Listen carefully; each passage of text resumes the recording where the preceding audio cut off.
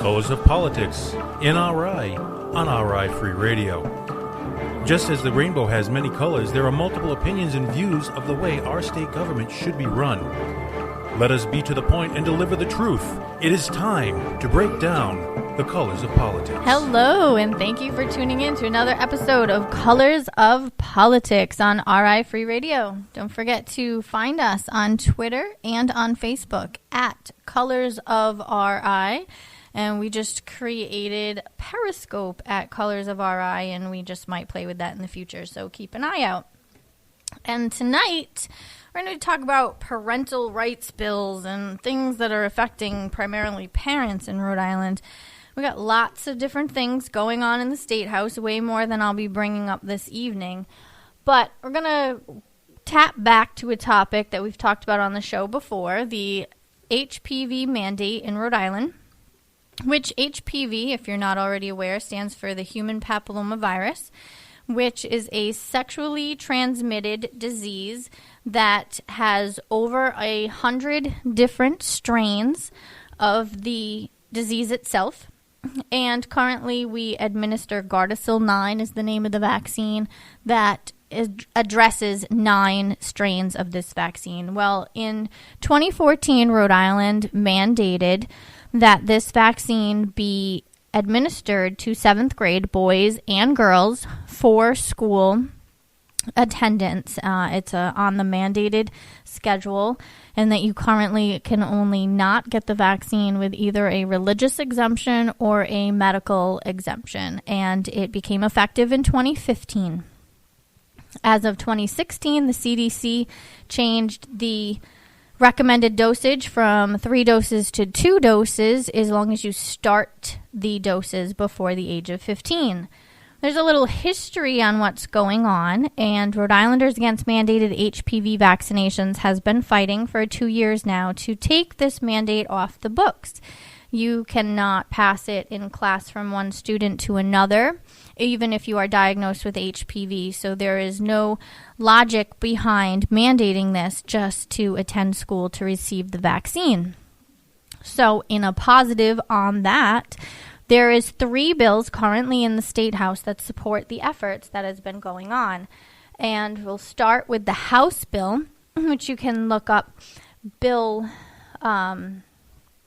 number actually seems to have been cut off my page, so I think it's 1598, but it is sponsored by Representative Price on the House, and it is taking the word religious out of the belief options for immunization, meaning that you can opt out for any belief, not just for religious beliefs, which is a great option, still not taking away the mandate of the HPV vaccine, but is definitely a move in the right direction for your right to choice and medical decisions for your children.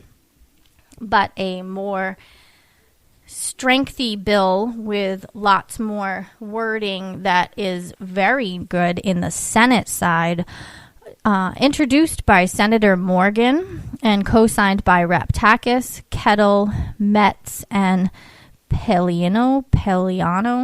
Totally murdered that one again. So this bill is Bill 0489, and it was just introduced last week on March 2nd. And this one will make it so that specifically the human papillomavirus vaccination will not be a precondition for school attendance, and that the Department of Health shall have no authority to mandate that vaccine, which means even after the fact of this bill, it cannot be added back in later. And that they will not have the authority to set minimum immunization standards for diseases which are not transmissible in a school environment. So if another vaccine comes up with a similar scenario to this vaccine, in that the disease is not communicable in the classroom, they will not be able to mandate that one either. So that is a very, very positive bill. And it also mandates that the Department of Health have at least 3 public hearings prior to any changes to the minimum immunization standards. And there is also a third Senate bill, which is 047, which was introduced by Raptakis, which says the same things as 489, with, in addition to, terminology that is similar to the House bill represented with Price that would give you the additional option to opt out, even if it's not a religious reason that you're opting out. So the 2 Senate bills are a lot of strength in them and very good for the purpose of removing that mandate and putting it in much stronger hands with the parents' options and choices. And we have a great bill on the House side for expanding your options of opting out of getting the vaccination. And hopefully we will have another bill on the House side too that will specifically remove the HPV mandate on the House side. But currently there is the 3 bills in regards to that effort that's been happening with that work. And you can find more information, follow the group and such that is happening with these bills at nohpvmandateri.com. And to send out an email to your representatives and your senators in support of these bills, you can obviously do that on your own. You will also find at that link there will be a way for you to do a direct email where you enter in your information, and it will determine who your representative and your senator is, and you'll be able to send an email direct from their software. So again, to learn more information about what I just discussed and to participate in supporting it, you can go to nohpvmandateri.com, and they are on Twitter at MyRightsRI also. And we're going to switch gears, still on the parent rights and choices, and discuss what's going on federally for a little while. We got Betsy DeVos that got in by the tiebreaker of the Vice President Pence because it was at a deadlock 50-50 with the voting. And she was put into office by the tiebreaker from the Vice President. And now we do have a bill, I believe it's 610 is the number, at the State House that is discussing putting the vouchers for education that includes public education. Now, that particular bill I have not read. I know a lot of people are up in arms about this DeVos, again, murdering last names, being in her position, as she has no personal experience with public education. Her children did not go. She does not have personal experience with student loans, being that she's financially able to support her children. So she doesn't have personal experience going through or using the public education system, and she openly advocates against using the public system and using vouchers and using charter schools and such. And there's a lot of people, I've seen it all over social media, comments here and there, very much up in arms. So I have a couple of questions to just kind of put out there to make you ponder.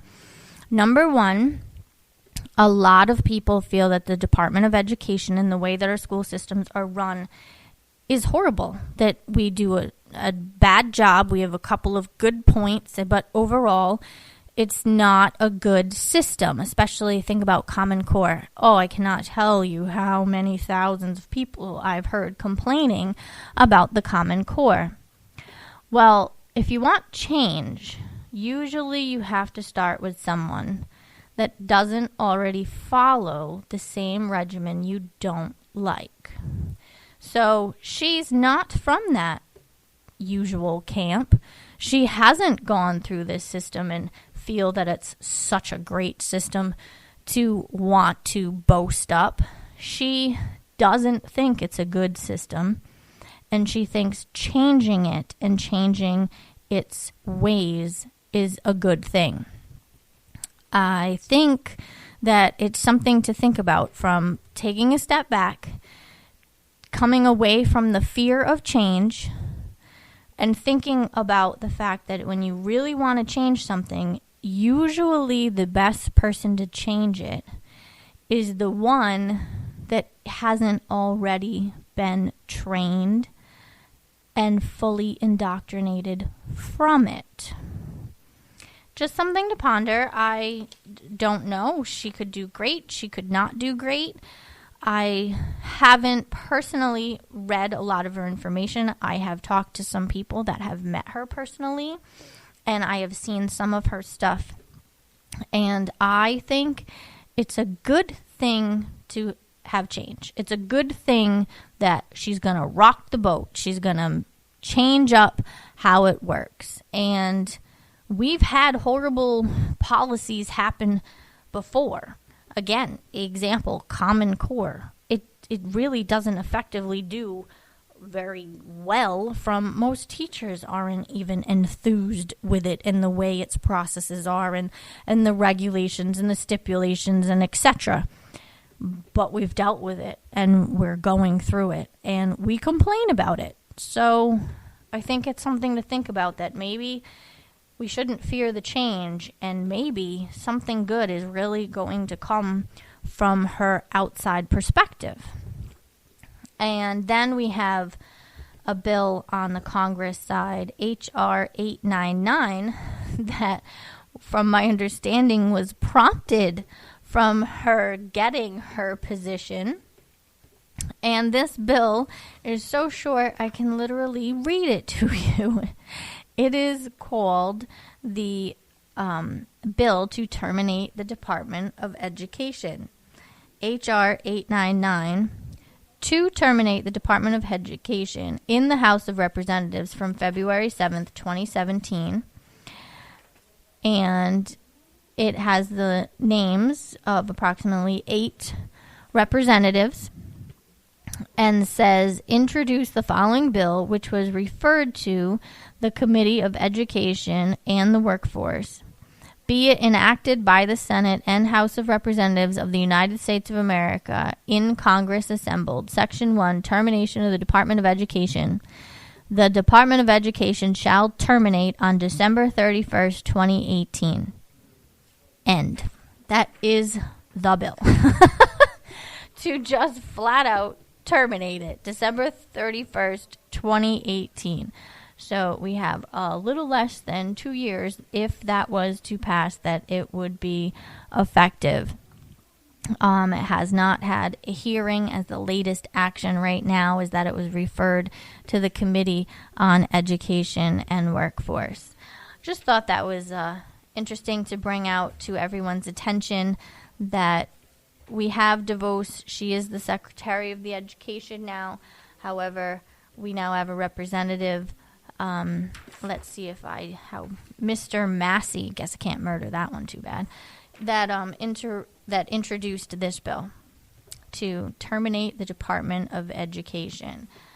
Now, it does just say the Department of Education. I would assume, being that it's a Congress bill, that it would terminate it at solely the federal level, and we would still have our state levels and our state regulations and our states the way that it was prior to the government stepping in and doing a really lot of takeover on the federal education level.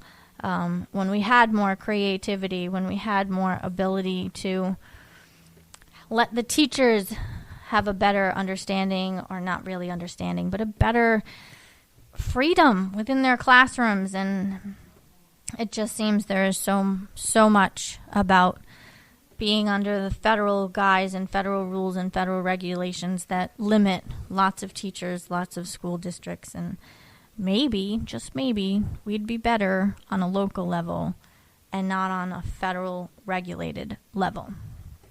So that's going on right now within our Congress. And let's see if scroll these names real quick. None of the names are of our 4 congressional reps in Rhode Island.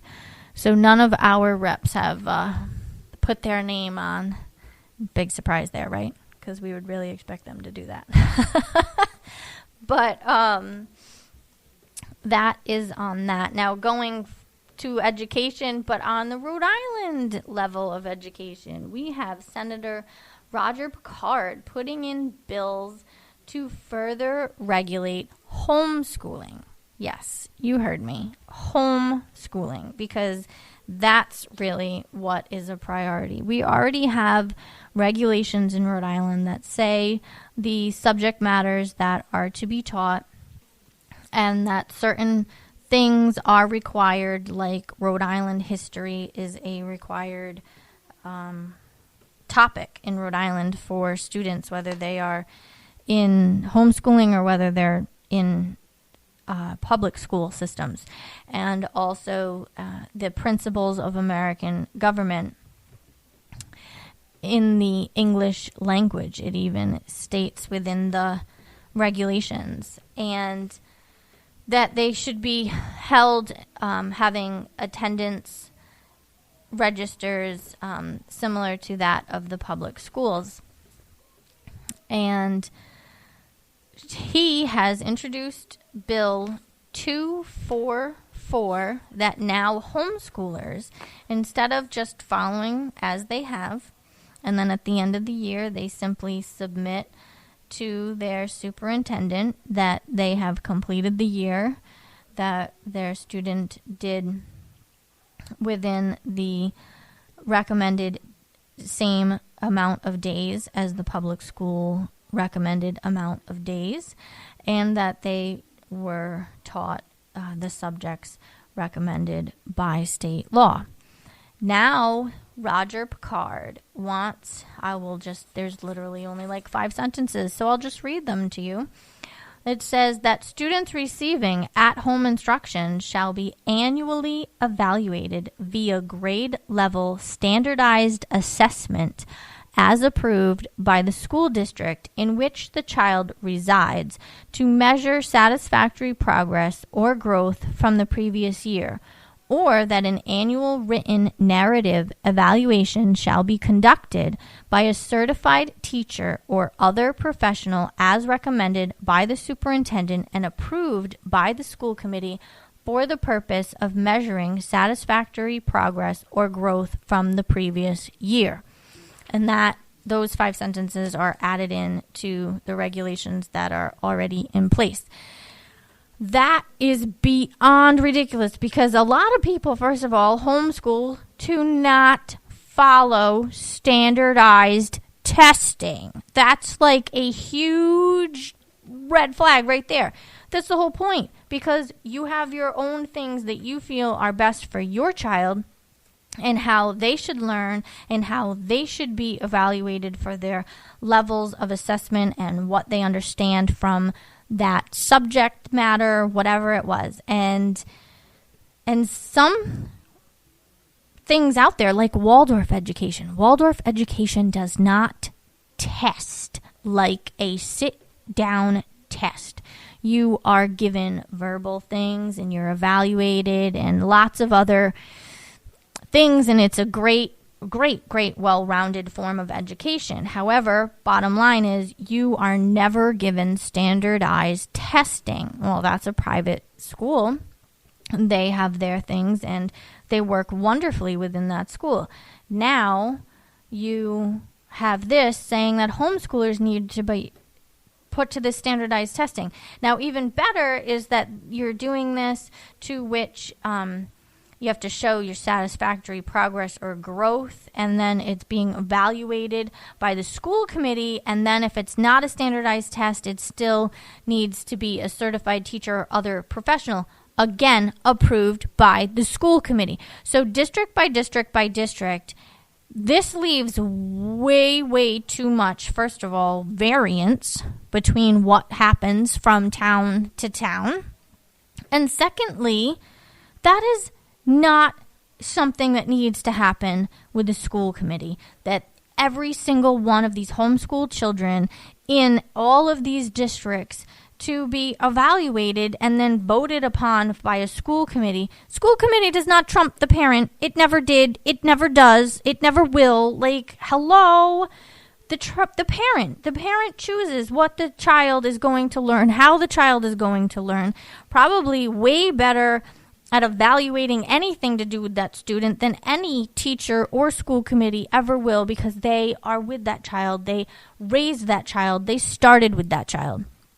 I'm sorry, but I am 100% against having anything to do with further regulating something that takes the power of the parent away. We need to be respecting parents. Parents trump things all the time. This is never okay. Me personally, if my child has an assignment that I don't think the teacher should be giving them, full disclosure, I homeschool, but if and when my child wasn't always homeschooled, a assignment comes home that I don't think is appropriate for my child's not doing it.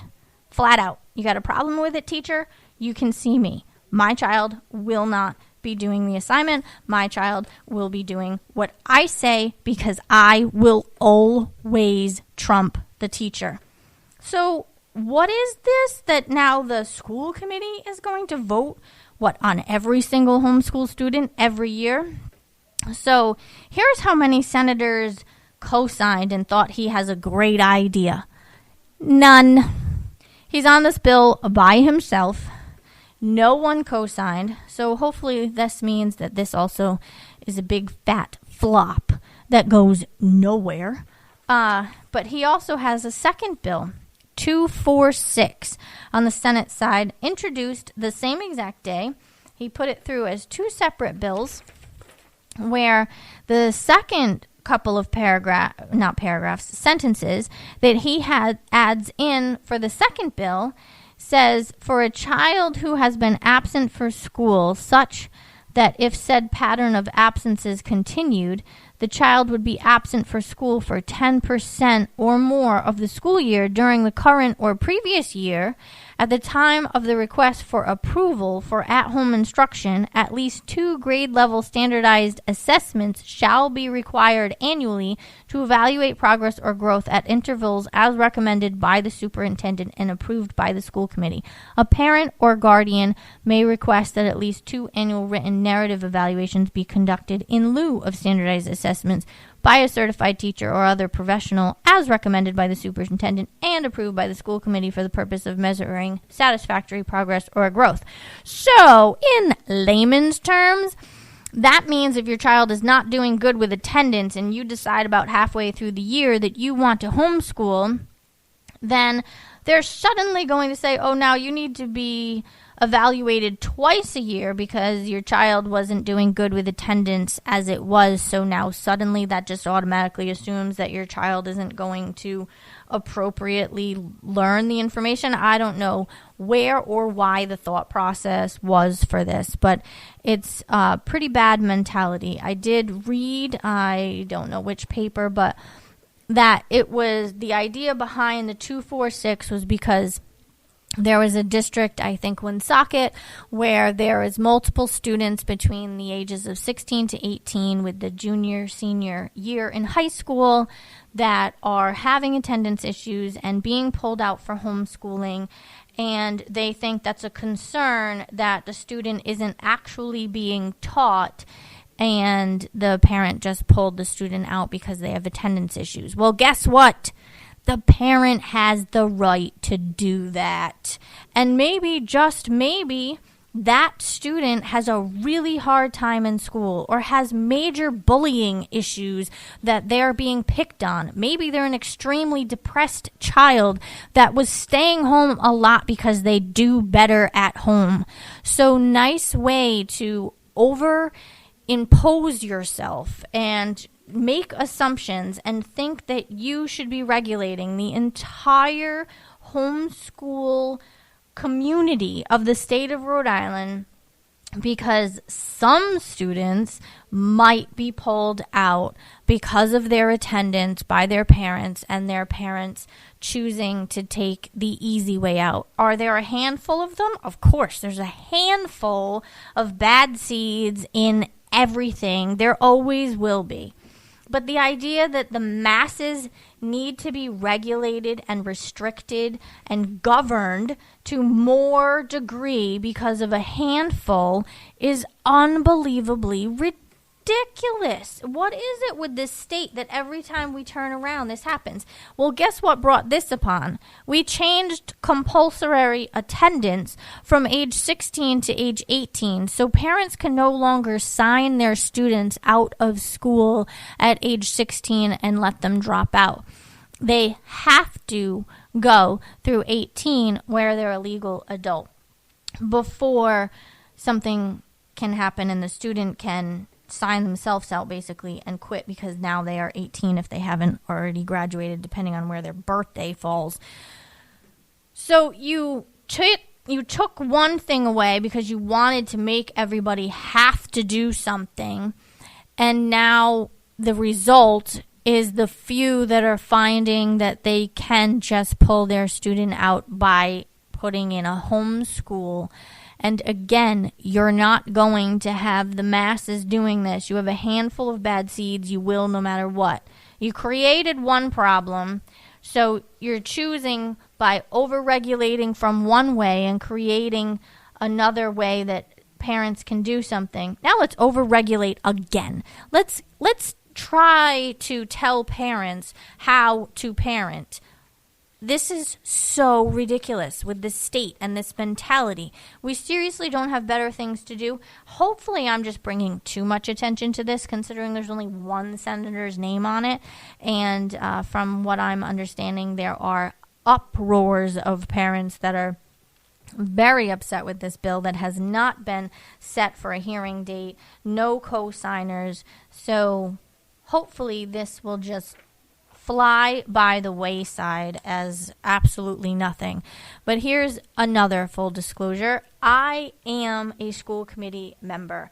I was elected to do the position, and I absolutely and wholeheartedly fully disagree with Senate Bill 244 and 246. Under no circumstantial way was I elected into office for my decision to trump a parent's homeschooling decision on what is best for their child. That was never the purpose. I'm elected into office to represent those parents, to represent those students, and to represent all of their rights, not to be in support of taking them away from them, from their families, from their options. It is just, oh my gosh, I can't even, it blows my mind. Makes me batshit. I just can't even. So, again, just a quick recap. We have nohpvmandateri.com for you to check out and support the group that is rallying for the bills on the Senate side 489 and 47.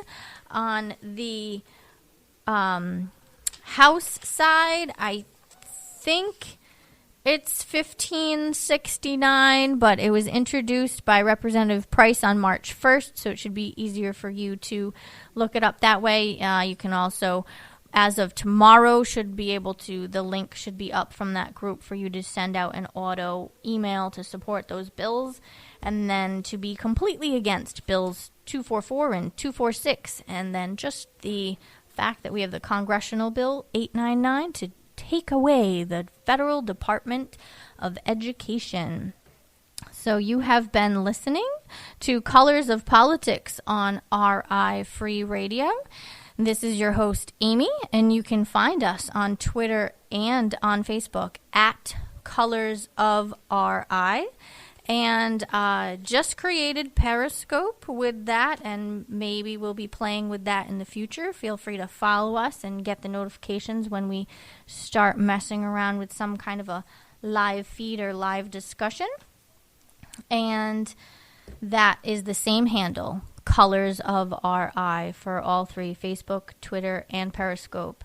Thank you so much for listening to another episode.